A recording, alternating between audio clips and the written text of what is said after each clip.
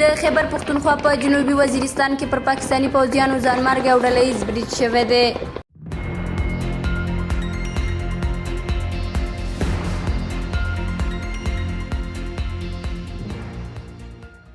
السلام علیکم. نن شنبه د 1415 لمریز کال د اسد میاشتې دریمه چې له 2016 زیږدیزي میلادي کال د جولای له 15 نیټې سره برابر ده.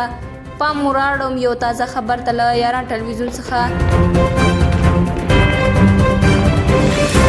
د پاکستان د خیبر پښتونخوا ایالت د جنوبي وزیرستان ولسوالۍ کې پر پاکستاني ځواکونو پوسته د وسلوالو له لوري ډلهییز برید ترسره شوی دی.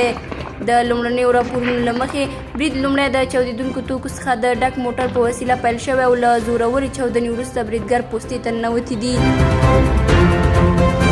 سرچینې وایي له برید وروسته د پاکستاني ځواکونو او بریدګرو ترمنځ سخته نښته روانه ده او د سیمې له بېلابېلو برخو څخه د ډزو غږونه اورېدل کېږي.